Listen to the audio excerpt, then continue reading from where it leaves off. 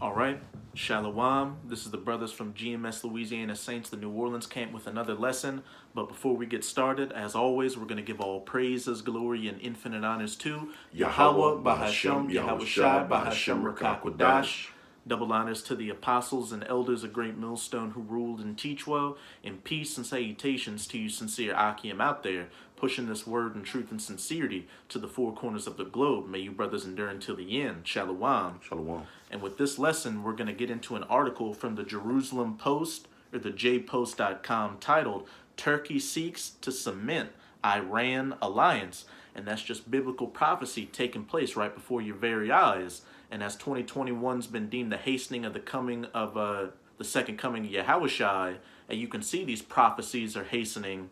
And with Turkey seeking to cement an alliance with Iran, that also means Russia's involved. And that goes into Ezekiel chapter 38, that alliance that's going to get put together to go against the United States of America, the state of Israel, and their allies during this upcoming third woe, World War III, that battle of Armageddon over in the Valley of Jehoshaphat. Sure.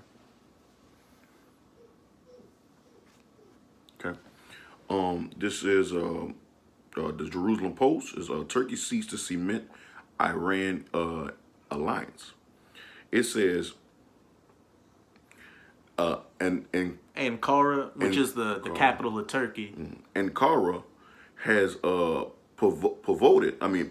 pivoted in the last several years to work with Russia and Iran, fueled by the Trump administration, which worked closely with Turkish President Recep Tayyip Erdogan. But hey, in that first paragraph alone, like we just said, Ezekiel 38, Ankara, which is the capital of Turkey again, has pivoted in the last several years to work with Russia and Iran, that biblical alliance being created for this upcoming third woe. Right.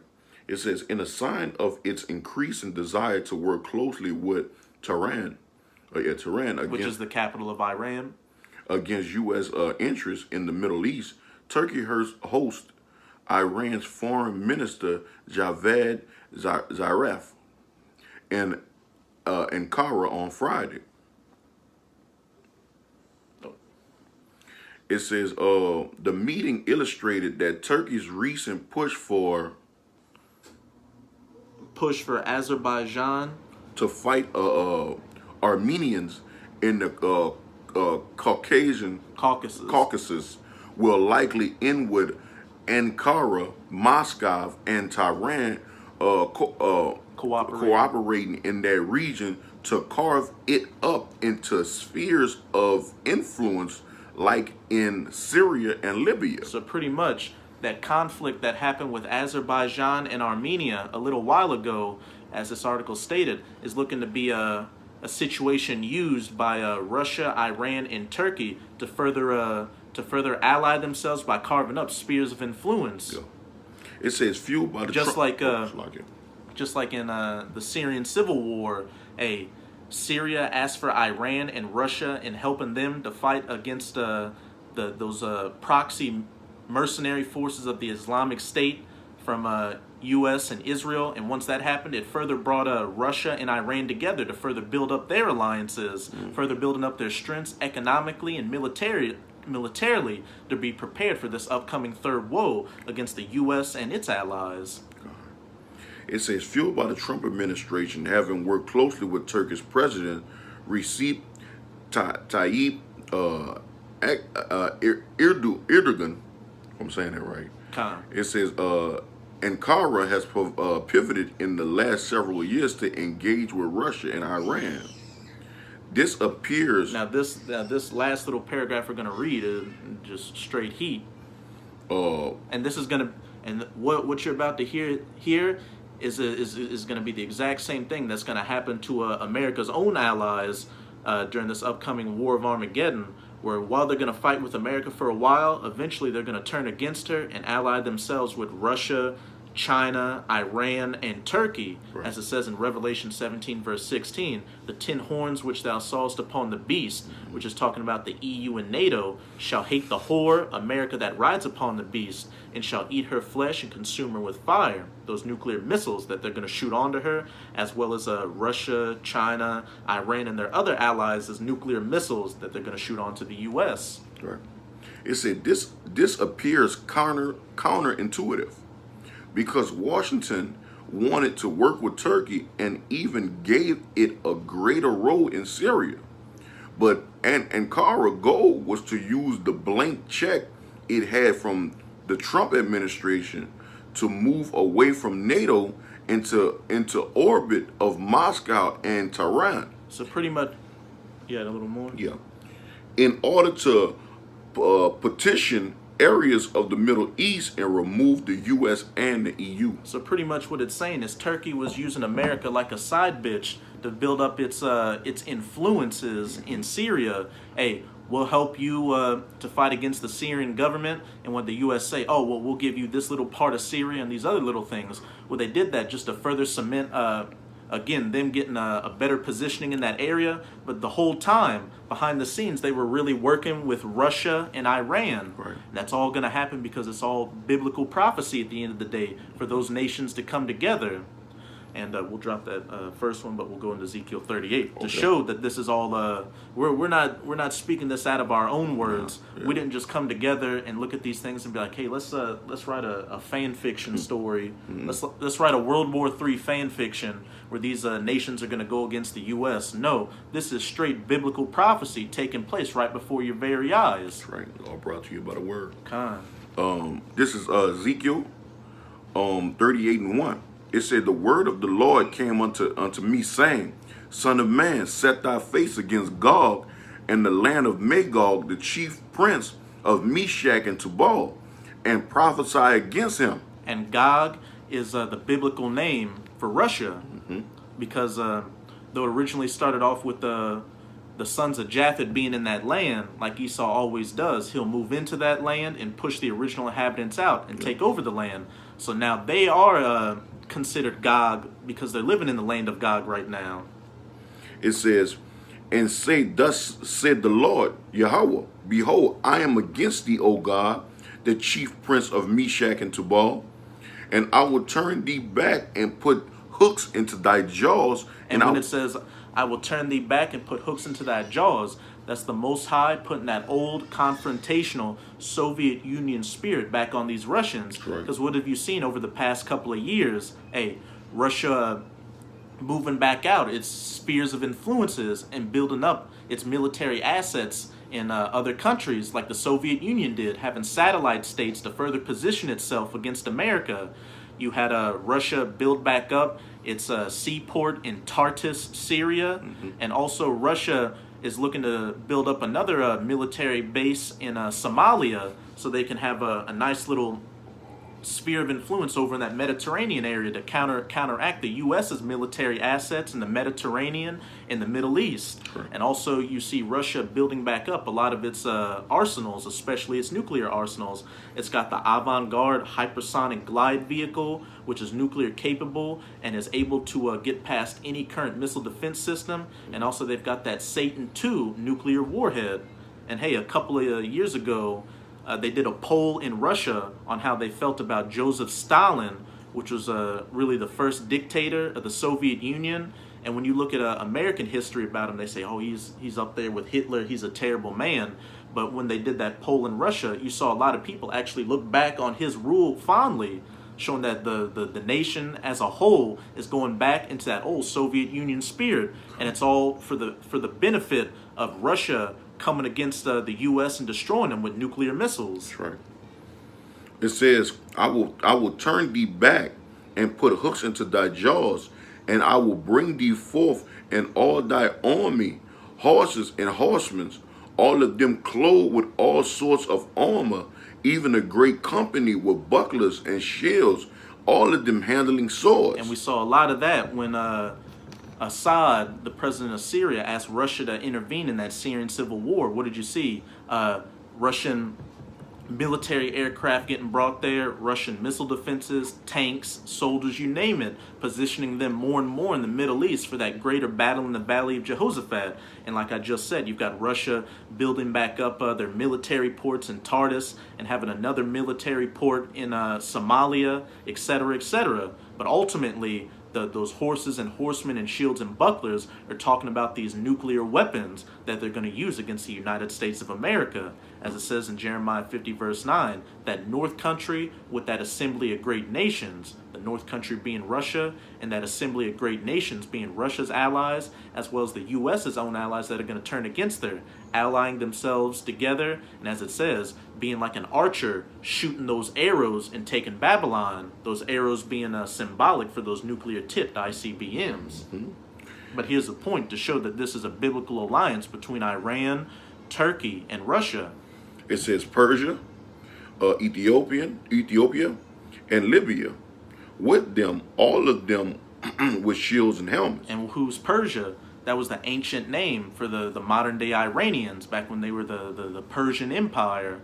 Keep going on. It says Gomer and all of his bands, the house of Togarmah of the north quarters, and all of his bands, and many people with thee. And hey, and Gomer is also the biblical name for Turkey. Yeah. So you've got Gog, Russia, Persia, Iran, and Gomer, Turkey, all getting together and forming an alliance. And also, when you go into Togarmah in the Blue Letter Bible, it says it's more than likely modern-day Armenia. And what did we just read in that article? The meeting illustrated that Turkey's recent push for Azerbaijan to fight Armenians in the Caucasus will likely end with Ankara, Turkey, Gomer, Moscow, Khan. Probably, it says probably the area known as Armenia. And that's when you go into Togarmah in the Strong's Concordance. So it said will likely end with Turkey, or with Ankara, or Turkey, Gomer, Moscow, Russia, or Gog, and Tehran, Persia, cooperating in that region to carve it up into spheres of influence like in Syria and Libya. So hey, Gomer and all his bands, the house of Togarmah in the north quarters, Armenia, Azerbaijan, and that little region, which is right around Turkey, Iran, and Russia, all coming together. It says, be thou prepared, and prepare for thyself, thou and all thy company that are assembled unto thee, and be thou a guard unto them. And that being thou a guard unto them is Russia ultimately being the main protector of all these smaller nations, just as the U.S. is the main protector for nations like the State of Israel, Germany, France, Britain, you name it. So, hey, we just showed you that, what is it? That, let me see. That, as it says in the first paragraph of this article, Ankara has pivoted in the last several years to work with Russia and Iran, is that biblical alliance of Gog, Gomer, and Persia all coming together, being now prepared for what? This upcoming third woe, World War III, the Battle of Armageddon, mainly in the Valley of Jehoshaphat, over in that Middle Eastern region. It is Revelation 9 and 12. And with each passing day, we're getting closer and closer to it, hastening unto it, because you can see that all the signs to look for before that third woe are taking place as we speak. You've got the jab getting pushed. Yeah. You've got lockdowns coming, more lockdowns coming, society moving towards that new world order, and ultimately the mark of the beast, which is the end goal of all these different agendas. The mark of the beast, the microchip implant to get the majority of the world mandatorily implemented with that. And shortly after that, that's when you're going to see that battle in the Valley of Jehoshaphat really kick off and these nuclear missiles flying. That's right. Revelations 9 and 12, it says one woe is past. And that word woe means destruction. And that first woe that is past is speaking of World War I. It says, and behold, there come two woes more after. Hey, World War II, which is past, and this upcoming third woe, World War III, the battle of the War of Armageddon in the Valley of Jehoshaphat. Yeah, people always say, third time's the charm, man. This last battle that goes down over there Yehoshaphat, the valley of decision. Yahweh's decision over Yahweh's judgment. Yeah, Yahweh's judgment. It's gonna be the final one, man. It's gonna carve out the end of this whole civilization, man. Ending the age of the Gentiles, the heathen Gentiles, and ushering in the age of Yasharallah, the age of the kingdom of heaven, the kingdom of Yahushai, where the so-called Negroes, Latinos, and Native Americans, who are the true children of Israel, are going to rule for eternity. And just because the Most High is using Russia, Iran, and Turkey to come against the U.S., Babylon the Great, doesn't mean he's your friend. No. All you nations are getting gathered down into the Middle East, the Valley of Jehoshaphat, to be judged for what you've done in the past in afflicting the children of Israel all the way up until today. As we'll get into in Joel chapter 3, verse 1. Just Joel 3 and 1. It says, For behold, in the days... In those days. Salakia. For behold, in those days and in that time... Which we're living in right now, the last seconds of these last days, seeing all these end times prophecies hastening to come to their fulfillment. Biblical alliances being made, the mark of the beast getting pushed, Esau, Edom, that devil in Revelation chapter 12, verse 12, coming down in great wrath, the elect waking up, etc., etc. It said, when I shall bring again the captivity of Judah and Jerusalem. Hey, bring again the captivity of Judah, or the southern kingdom, the so-called Negroes, and of Jerusalem, the northern kingdom, or the so-called Latinos and Native Americans, the elect from all 12 tribes, waking back up to their identity and coming back to their power. Yahweh Bahashem Yahushai. That's right. It says, I will also gather all nations and will bring them down. Gather all nations and will bring them down. Hey, Russia, China, Iran, Turkey, Saudi Arabia, the state of Israel, the United States of America, Britain, France, these other NATO nations, etc., etc. Where's he bringing them down into? It says, I will bring them down into the valley of Jehoshaphat. Yahweh's Shaphat, or Yahweh's judgment. And I will plead with them, there for my people, for my heritage, Israel. And when you go into the Strongs for that word plead, it's Shaphat. And it doesn't mean that the Most High is coming with a box of chocolates to nicely ask for you to let his people go. When we go into that word, what does it say? It's just Shaphat. It says to judge, govern, vindicate, punish. Judge, punish, and be vindicated from you heathens for everything you've done in afflicting the apple of his eye, the true children of Israel. So it's not going to be nothing nice. It's going to be mass death, destruction, blood, and guts, and misery for all you heathen nations gathered down into the valley of Jehoshaphat. I got one for you. Okay. To execute judgment, discriminating of men. Discriminating, going against, discriminating against your lives viciously. People getting gunned down with assault rifles, hand grenades blowing them up, missiles, tanks, fighter jets, and those nuclear missiles, which are going to hit in that area as well. And we can't forget the ultimate discrimination, Yahushai returning in that massive fathership chariot and hitting you with that concentrated heat, those so-called laser beams. Yeah, because going back, if you don't mind me saying, going back to 2nd Esdras, the 13th chapter, we get a very good depiction of how Yahushai going to come back and destroy y'all, man, with the blast of his mouth, no weapon in hand, man. You know? And Esdras said, I was very afraid because I could perceive nothing but dust and smell of smoke. What's this word? Theophanic. Theophanic. I just wanted to get it. It's because I like the what it says at the end. Hey, let's look it up real quick. Yeah, definitely. Let's not just speculate on it. Right. Because I see what it says after it, and that seems like something real juicy. Right. Let me get it. Yeah, Theophanic.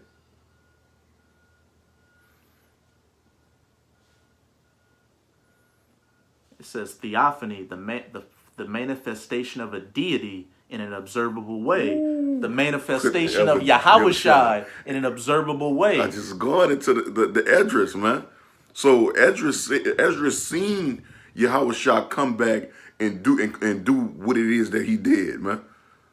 Lay judgment down, and this is what it says for the word Shaphat. That's straight heat. Yeah, it says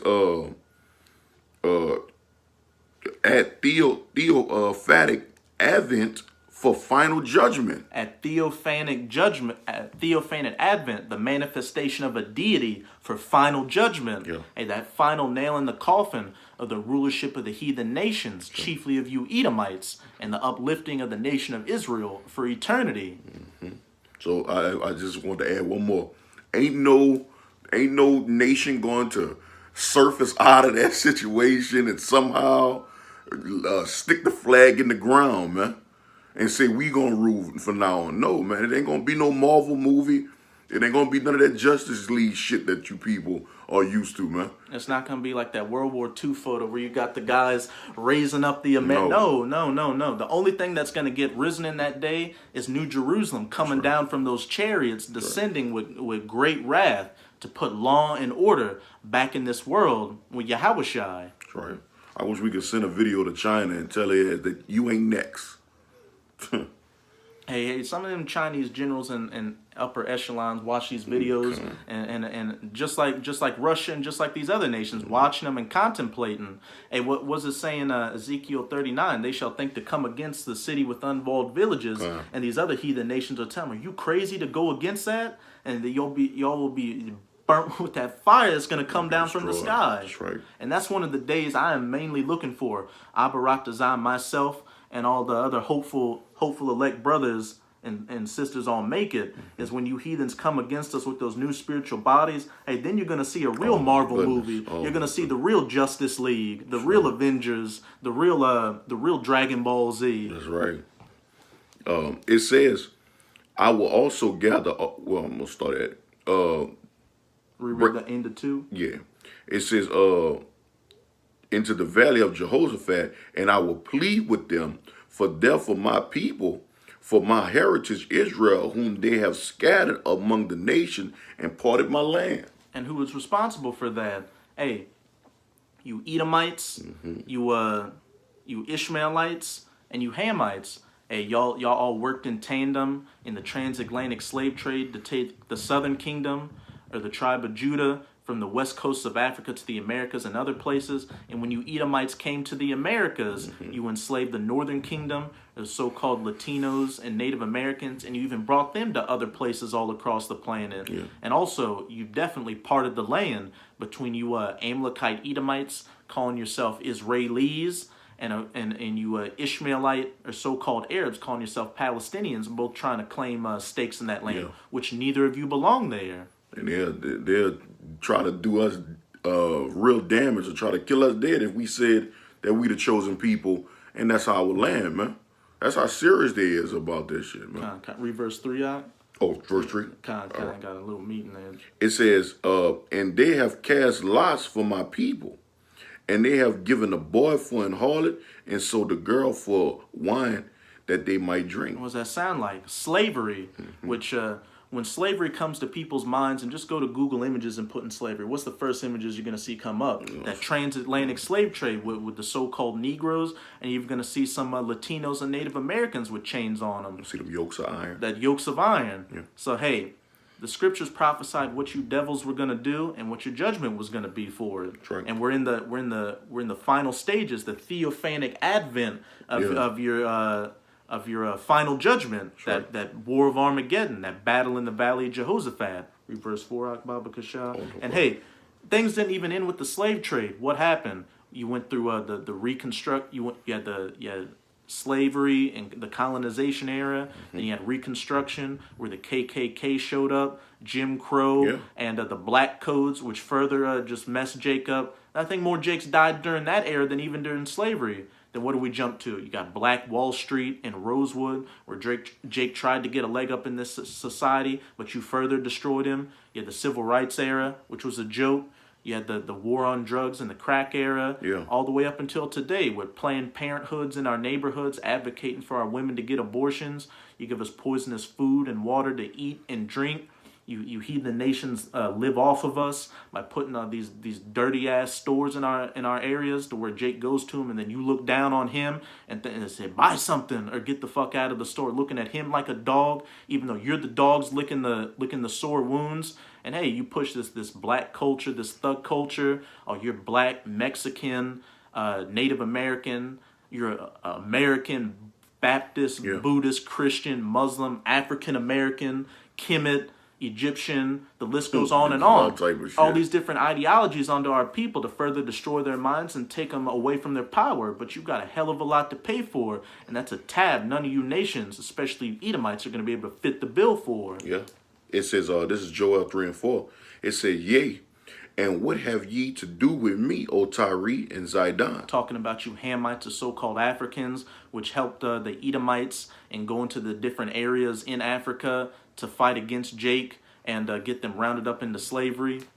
It says, and all the coasts of Palestine. Going into you Ishmaelites, the so-called Arabs, who also had a hand in building those slave ships to be used in the transatlantic slave trade. And then there was also the Arab slave trade as well. It says, will you render me a recompense? And if ye recompense me swiftly and speedily, will I return your recompense upon your own head? Keep going on. Because ye have taken my silver and my gold, and have carried into your temples my goodly pleasure things. And hey, we're talking about Ham and Ishmael, but we didn't forget about you, Sleazy E. Pleasant things. It said the children also of Judah, the southern kingdom, the so-called Negroes on the west coast of Africa. And the children of Jerusalem have ye sold unto the Grecians. And who are those Grecians? Esau. You so-called white people, you Edomites, the figurehead of all this misery and pain and destruction you've caused on the nation of Israel. As it says in Psalms chapter 83, the tabernacles of Edom first, those heathen nations that confederated themselves against the nation of Israel to cut them off from being a nation and a people. That ye might remove them far from their border. Hey, scattered them among the nations and parted my land. Yeah, we don't even know what our border is. Well, you know, of course we do, but when you look at it as a whole, man, they got people calling themselves Americans, man. Jake's calling themselves American, going back into what the brother was saying, Hamites, all type of bullshit they calling themselves, man. We have no clue of who we truly are, man. You know? Khan, Salakia. And so, with all this groundwork being laid, this is the reason why, as it says in verse 9, you're getting gathered down into the valley of Yahweh's Shepata, Yahweh's judgment, for this great vindictive, destructive punishment. That's right. Keep reading. Jump to verse 9. All right. This is Joel 3 and 9. It says, proclaim ye this among the Gentiles. Which is what the men of the Lord, the prophets of the Most High, chiefly through GMS, are doing. Through video epistles like this, as well as going out onto the highways and byways preaching this word. Proclaiming unto you heathen Gentiles, you Edomites, the so-called white people, Moabites, the so-called Chinese, Ishmaelites, the so-called Arabs, Hamites, the so-called Africans, Ammonites, so-called Japanese, Elamites, so-called East Indians, the list goes on and on. To what? It says, prepare war, wake up the mighty men, let all the men of war draw near, let them come up. Prepare war, World War III, war with Iran, War of Armageddon, the battle in the Valley of Jehoshaphat, nuclear war. Right. It says, beat your plowshares into swords for your pruning hooks, and your pruning hooks into spears. Let the weak say, I am strong. And we're seeing all these different nations beating their plowshares into swords and their spears and pruning hooks, meaning that they're moving more towards a military footing. Russia building back up their nuclear arsenals, China building up their military assets and trying to exert their influences in places like the South China Sea, as well as the Belt and Road Initiative, where they're trying to link all these different nations into one economic sphere. You've got Russia moving its military assets more into the Arctic region. Iran building up its military assets, doing a lot of drills in the Persian Gulf, getting ready for an attack. You've got America building up its nuclear arsenals and other military assets, sending troops to places and keeping previous troops there. The list goes on and on. Right. It's all ultimately gonna play into this battle in the Valley of Jehoshaphat. And the weak saying I am strong is nations like Iran talking that big shit to America, saying if you do something to us, we'll retaliate. Turkey talking that big shit by getting America to help them, only to turn against them and ally themselves with Russia. North Korea talking that big shit to America, saying, hey, if you come against us, we'll shoot our nuclear missiles onto you. Why? Because Gog is preparing itself and being a guard unto them. They know that ultimately, if the U.S. or Israel makes a move, that Russia and China are going to come in on their side to protect them. It says, assemble yourselves and come, all ye heathen, and gather yourselves together round about. Thither cause thy mighty ones to come down, O Lord. And those mighty ones are the death angels of Yahweh Bahasham Yahweh Shai, holding back those four winds of destruction, waiting to get the go-ahead to release it, and which is when those elect are going to finally all be sealed and that mark of the beast is mandatorily implemented. That's right. Then those floodgates are going to open and that mass death and destruction, that Shaphat is coming. It says, let the heathens be wakened and come up to the valley of Jehoshaphat. That word again. For there will I set to judge all the heathens round about. Because they have scattered Israel among the nations and parted my land, and sold a boy for an harlot and a girl for wine, and carried away my gold and silver and pleasant things. That's right. It says, put ye in the sickle for the harvest. It's right. Come get you down. For the press is full, the fats overflow, for their wickedness is great. Multitudes in the valley of decision, for the day of the Lord is near in the valley of decision. And it's very near. As we just saw in that article, those biblical alliances are being made. As we said earlier, you've got the jab getting pushed, lockdowns, and ultimately the mark of the beast, the New World Order getting established, etc., etc. 2021 is again the hastening of the second coming of Yahushai.